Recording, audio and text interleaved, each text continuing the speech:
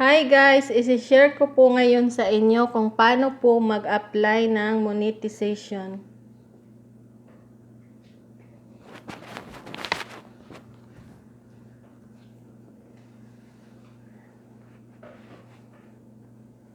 Ang una nyo pong gagawin ay pupunta po kayo doon sa apps na Chrome. Pero bago po kayo mag-open doon sa apps na Chrome, mag-notes po muna kayo yung tamang name nyo, cell number, postal code, at yung address nyo. Para bago po kayo mag-apply, naka-ready na po kung ano yung i-fill up nyo doon sa Google AdSense. So, ayan, mag-start na po ako.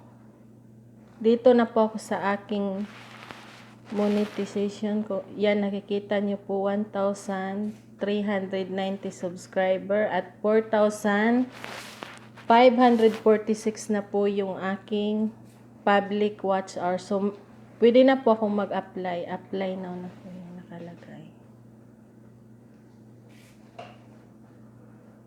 So, ito po guys, ginawa ko po ito na YouTube channel dahil ito po yung channel ng GR Social Media Boost. So, kung kayo po ay gustong magpa-boost ng inyong channel, so ito po yung example na channel na create ko lang po siya. Mga 1 week lang po yung nakaraan. So, ngayon, pwede na po akong mag-apply. Legit na legit po yung services ng GR Social Media Boost. So, ayan po siya. 1,660 po yung subscriber. Sa loob lang po ng 1 week, yon pwede na pong mag-apply. So, ayan, pinakita ko lang po sa inyo yung GR Social Media Boost. So, kung gusto nyo pong magpa-boost ng inyong channel, dito pwede po kayong kumontak dito sa yan. Nakalagay po dyan kung saan yung mga account namin. Pwede po kayong mag-message dyan sa Ruby Jane, sa JR Cunyado Apaw. Sa social media boost page, pwede po kayo dyan mag-message. Ayan. So, babalik na po tayo doon sa Chrome kung saan tayo pwedeng mag-apply. Ayan. So, i-click na po natin yung apply now. So, ayan. Kung makikita nyo guys, yan na po yung hitsura ng channel monetization. Hindi pa po siya na-start. So, mag-start na po tayo sa step 1.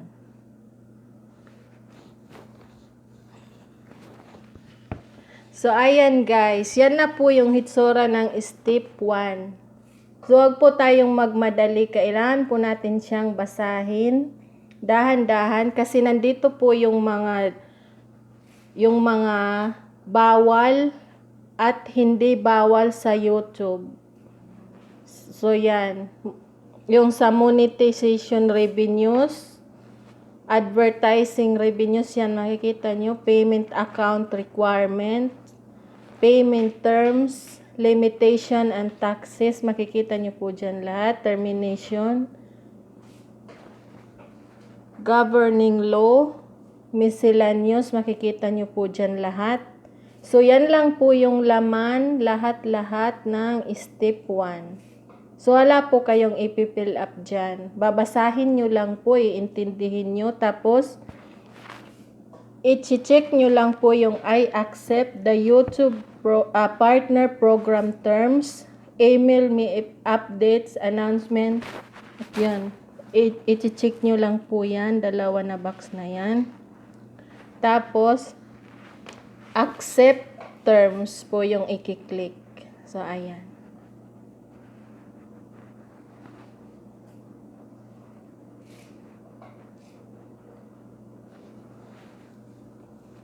Hintayin lang po natin siya na mag-done. So, ayan, done na po yung step 1. Di ba nakita nyo po, wala po tayong ginawang fill up.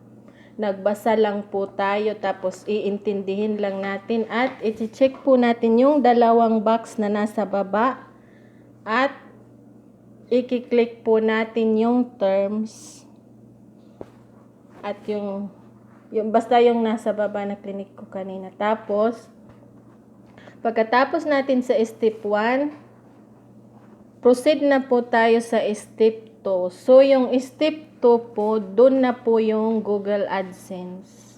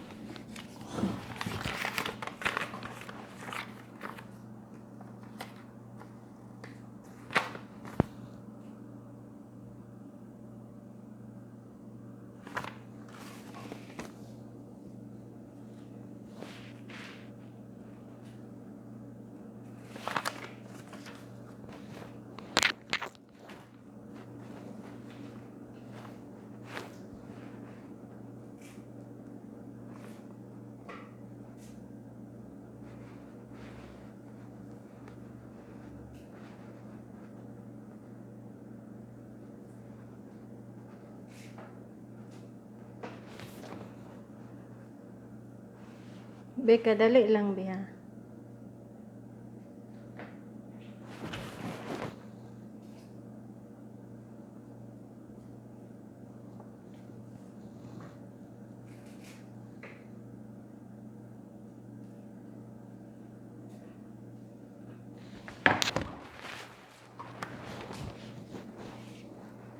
So, ayan. Dito na po tayo sa step 2. Start na po natin siya. So, ayan. Ayan po yung unang lalabas kapag clinic nyo po yung start sa step 2. So, ang ilalagay nyo po dyan, dito, i-click nyo po itong do you have an existing AdSense account? Yan, mag-select lang po tayo ng no, I don't have an existing account. Para wala na pong ibang.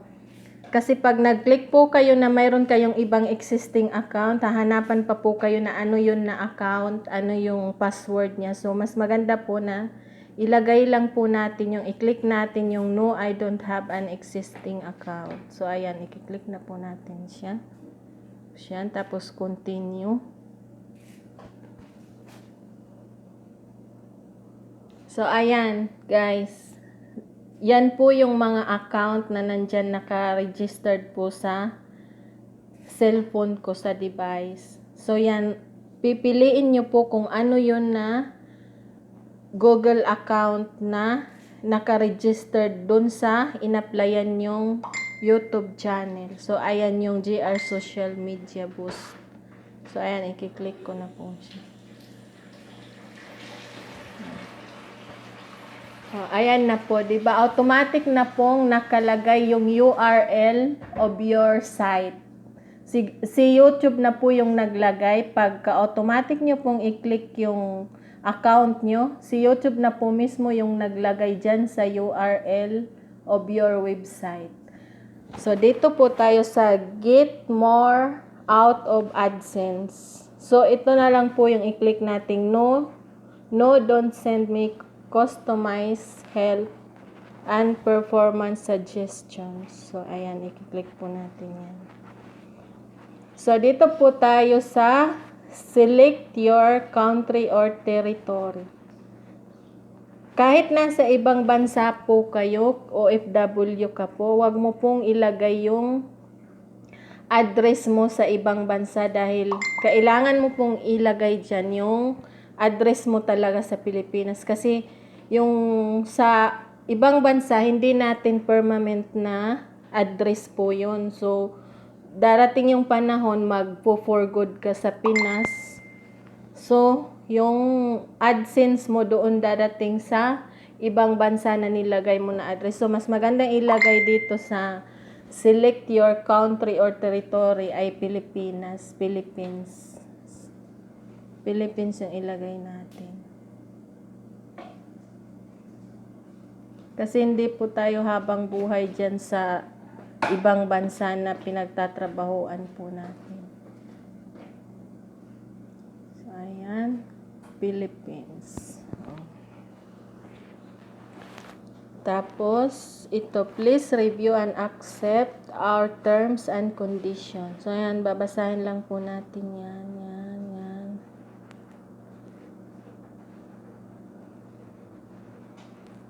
Tagalog po yan, kaya maiintindihan natin kaagad.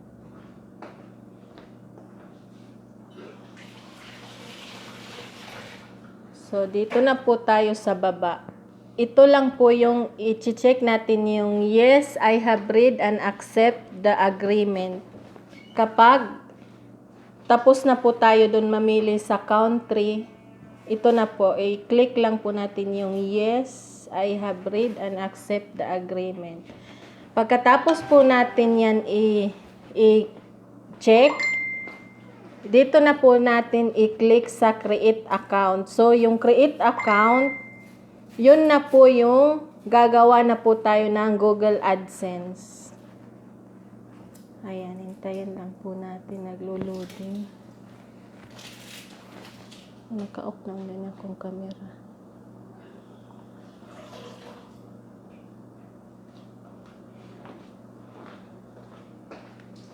Be, ano, kasako, be? Ano, kasako? So, ayan. Kapag click na po natin yung create account, ito na po yung lalabas. Ads made easy.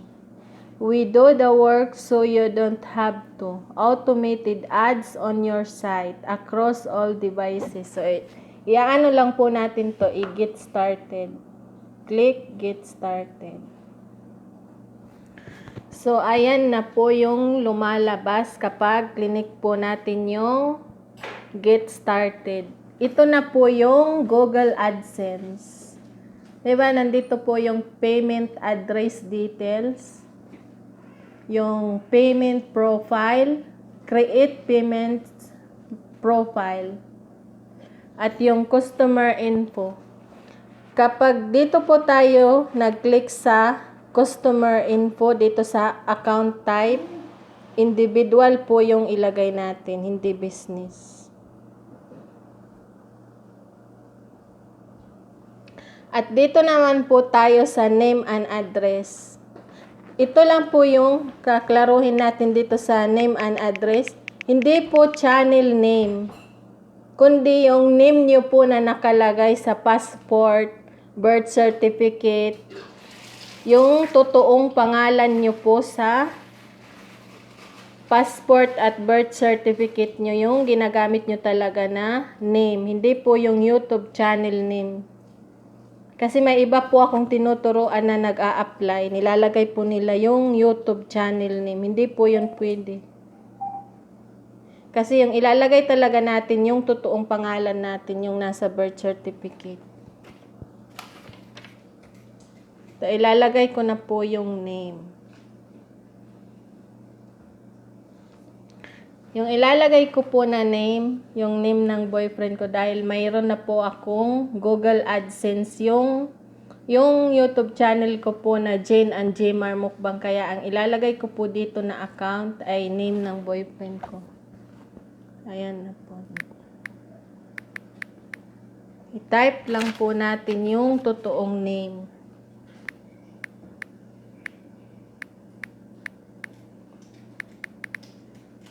Ayan. Tapos na po tayong naglagay ng name. Dito naman po tayo sa address. Yung address 1 at address line 1 at line 2, pareho lang po yung ilalagay natin.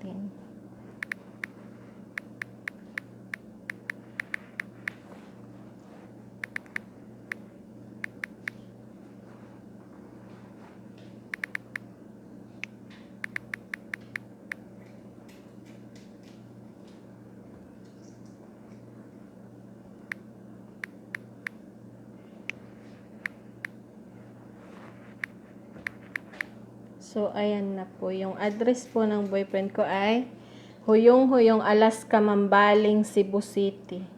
Kung ano po yung nilagay natin sa line 1, yun din po yung ilalagay natin sa line 2.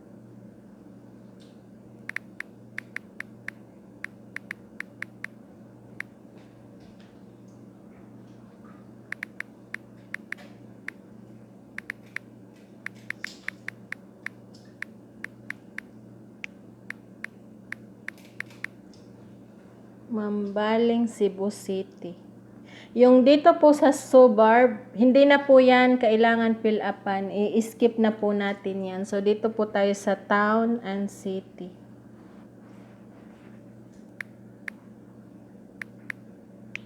Ilagay na po natin Cebu City. Sa postal code. Kaya kailangan nyo po na bago po kayo mag-apply, i-search nyo po muna sa Google kung ano yung postal code ng inyong lugar. Dahil iba-iba po ang postal code ng iba't ibang lugar sa Pilipinas. So, yung postal code po ng Huyong-Huyong, Alaska, Mambaling, Cebu City ay 600. So, 600 po yung lagay natin. Province.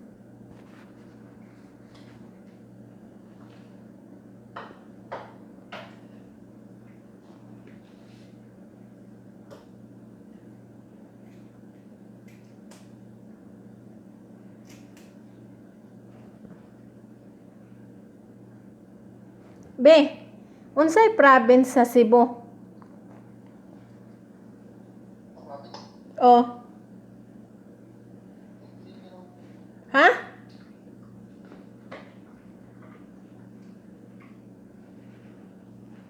Cebu no, Cebu. Nara di ay be Cebu. Tapos, ilagay lang po natin yung cell number ng boyfriend ko sa Pilipinas. Dahil kung saan po yung address na nilagay nyo, yung cell number din po na, kunyari Pilipinas yung nilagay nyong address, so cell number po ng Pilipinas yung ilalagay nyo. Ilalagay ko na po yung cell number. 0639 68 3310 474. So, ayan na po yung cell number. Tapos na po natin siyang fill upan. So, yan, ibabalik ko po doon sa taas. Oh. Yan. So, ayan na po yung Google AdSense. Kapag nagka-pin na po kayo, na-reach nyo na po yung $10 at $100, dyan po na name dadating yung pin. Yung pin, isi-send ng mag-i-email po yung YouTube sa inyo sa Google account nyo. Tapos may instruction po doon na nakalagay. Tapos dyan po na name yung nilagay nyo na sa Google AdSense nyo. Dyan po siya dadating. Pagkatapos nyo pong fill upan yan, isubmit nyo lang po siya.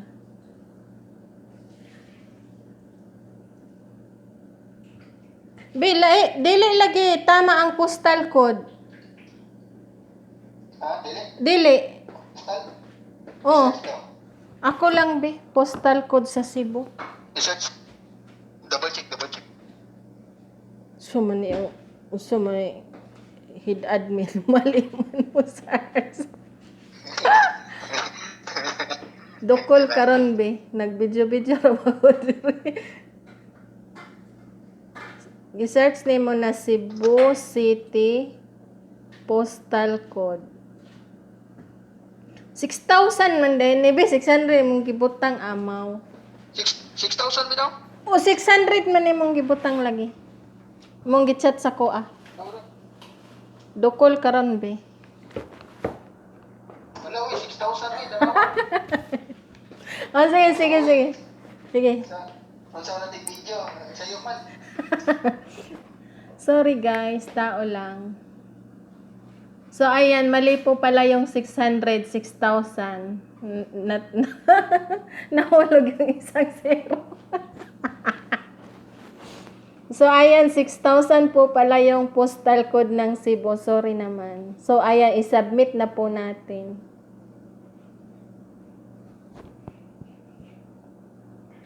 Yan, redirecting to your host. Redirect po yung i-click natin kapag yan po yung lumabas. So, redirect. O, diba, pagkatapos po natin na ma-fill up yung step 2, diba, pumunta po siya sa redirect. dito po sa studio natin. I-click po natin yung continue to studio.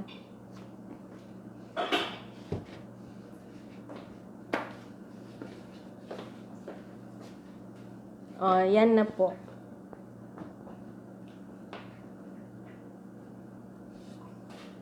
Bumalik po siya doon sa YouTube monetization. Yan na po yung lalabas kapag naka-fill up na po tayo ng Google AdSense. In progress na po siya. Kailangan po natin hintayin yung step 2 na mag-done. 24 hours po siya. Minsan hindi po umaabot ng 24 hours. Pagkatapos po niyan, madan yung step 2. Yung step 3 naman po ay yung approval na-approve kayo ng monetization or disapprove. Kaya kailangan po nating hintayin yung step 3, 2 to 3 days po. Kung na-approve po tayo o hindi po tayo na-approve, mag-i-email po si YouTube sa atin. So, yan lang po guys. Sana nakatulong po sa inyo yung record ko kung paano mag-apply sa YouTube monetization.